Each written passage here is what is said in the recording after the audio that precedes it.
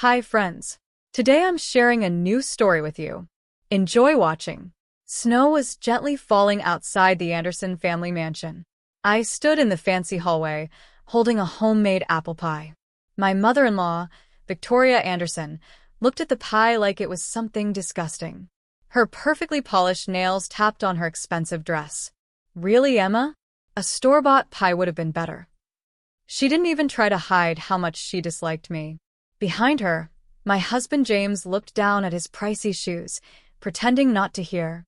I had spent hours baking that pie using my grandmother's special recipe, but nothing I did was ever good enough for Victoria, who thought homemade things were cheap and low class. And that dress, she walked around me, looking me up and down like a predator. I thought we agreed on what to wear for our family Christmas Eve dinner. My green dress had taken me a month to save up for. But Victoria, who lived off her rich husband's bank fortune, wouldn't understand what it meant to budget. "I think Emma looks nice," said my sister-in-law Rachel softly, but she went quiet as soon as her mother glared at her. "Nice isn't good enough," Victoria snapped. "We're having important guests tonight, the Rockefellers, even the governor's family. We have an image to maintain." I saw my reflection in a shiny gold-framed mirror. I was 32, and I looked younger than Victoria, who had clearly had lots of Botox, but that didn't matter when I was wearing a dress from last season. "Where's your jewelry?" Victoria demanded. "Surely James has bought you something decent by now." She frowned at my simple pearl necklace, the last gift my mom gave me before she passed away. "Mom," James finally spoke, still avoiding my eyes. "Maybe we should." "Maybe we should what?" Victoria cut him off. "Keep pretending your wife fits in with our world?" Come on, James. "When you told us you were marrying a kindergarten teacher, we thought it was just a phase." It had been 5 years. 5 years of little insults and mean comments. 5 years of James promising to stand up to her, but always backing down. "Victoria," I said calmly, even though I was hurt, "I know you have high standards." "Standards?" She laughed coldly. "I expected my son to marry someone who understands our lifestyle. Someone who can handle the role of being part of the Anderson family." She looked at me like I didn't belong. Instead, he brought someone who thinks a homemade pie is okay for a fancy, catered event. Someone who wears regular store clothes when everyone else will be in Chanel or Dior. The front doorbell rang. I saw the shadows of guests through the frosted glass. "Mom's right," James said quietly. "Maybe it's best if you don't stay for dinner." The betrayal stung. It wasn't the first time he took her side.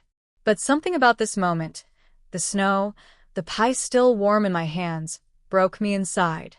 "Better for who, James?" "Emma, don't make a scene," Victoria whispered. "The Rockefellers are here. Just go home. We'll talk later." I looked at James, still staring at his shoes, and at Victoria, already faking her perfect hostess smile. I looked at the pie, made with love for people who had never given me any in return. "You know what? You're right." I gently set the pie on the marble table. "I don't belong here. I never did." "Finally," Victoria said with relief. "James, take her out the back door. We don't want the guests to." "Oh no," I said firmly, my voice loud and clear. "I'll use the front door, just like everyone else." Victoria's face turned pale. "You wouldn't dare." But I was already walking away, head held high. I opened the front door, just as Harrison Rockefeller and his wife were about to ring the bell.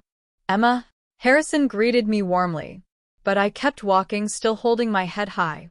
I opened the front door, just as Harrison Rockefeller and his wife were about to ring the bell again. "Emma," Harrison smiled warmly. "Is everything okay?" The kids would be heartbroken if something happened to their favorite teacher. "Nothing I can't handle," I said with a small smile, enjoying the confused look on Victoria's face. "Have a great evening, and tell Emily she was a wonderful little angel." I stepped out into the snow, leaving Victoria behind to explain why I wasn't staying to the governor's wife, who was walking up with her daughter, another one of my students.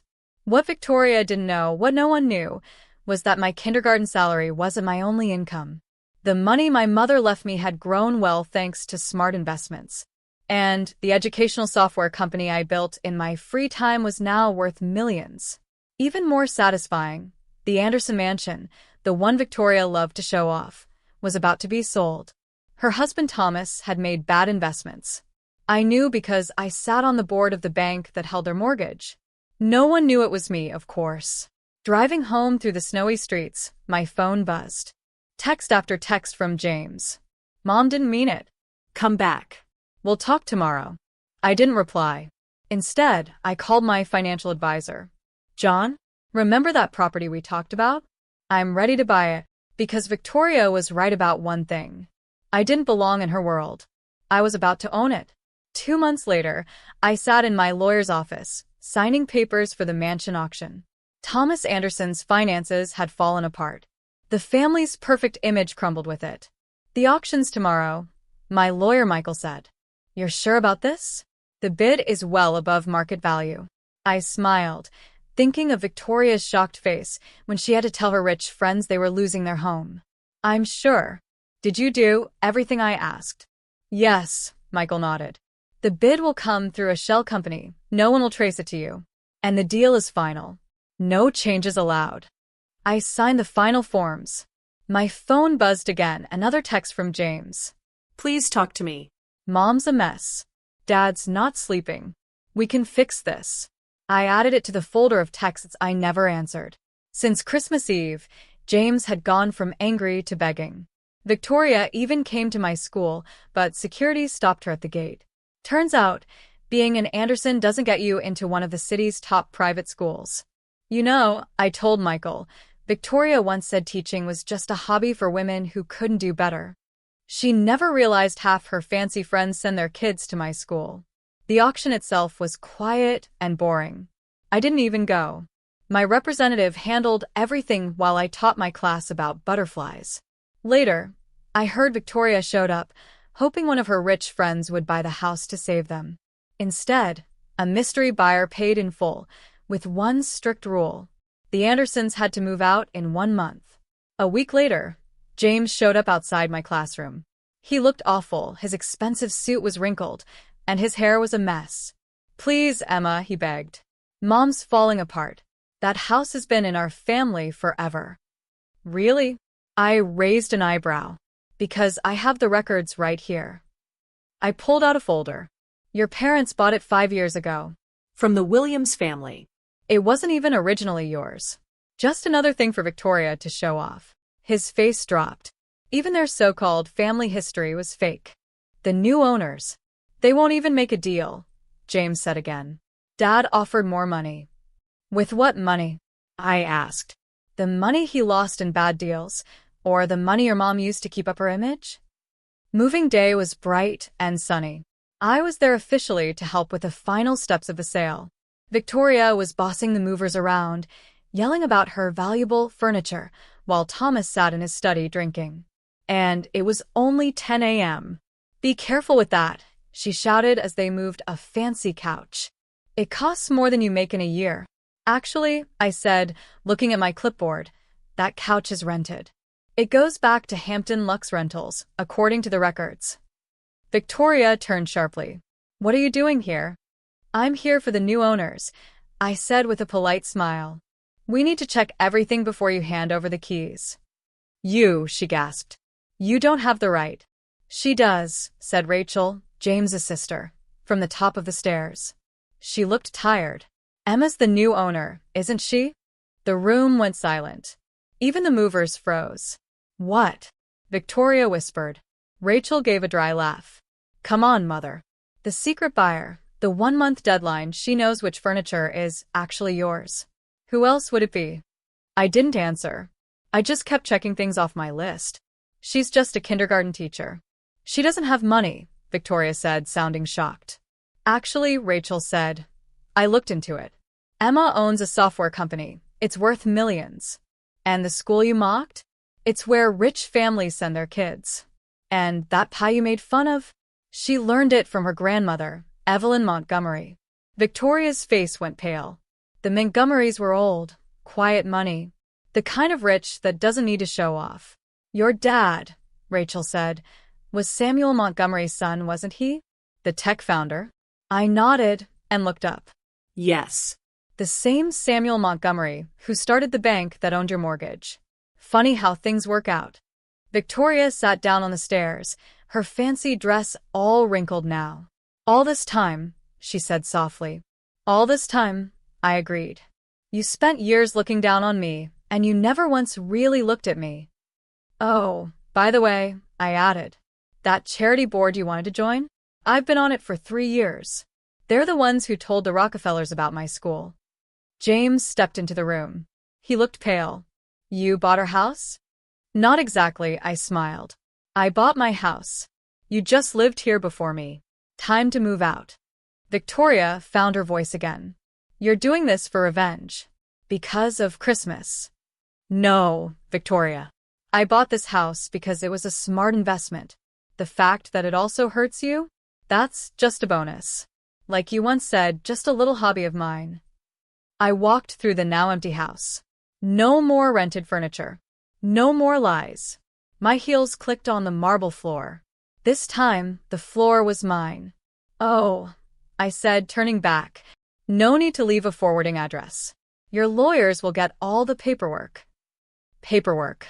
Thomas finally spoke. Yes. The divorce papers, for one. James looked shocked. Divorce? Did you really think I'd stay? I asked. After everything? After 5 years of watching you always take their side. I handed him a folder. Consider this my goodbye gift, a lesson about judging people too quickly. Victoria stood up, desperate. The Rockefellers. The governor's wife. They'll never accept you after this. You mean the same Rockefellers who invited me to Emily's birthday last week? Or the governor's wife who asked me to speak at her fundraiser? I looked her straight in the eye. Let's face it, Victoria. You're the one who doesn't belong anymore. I held out my hand. The keys, please. A few hours later, they were all gone. Victoria went to her sister's guest room. Thomas moved to a smaller apartment. James, who knows where he ended up. I stood alone in the grand entrance hall. The same place where, 2 months earlier, they tried to make me feel small. My phone buzzed. A text from Rachel. For what it's worth, you were always too good for this family.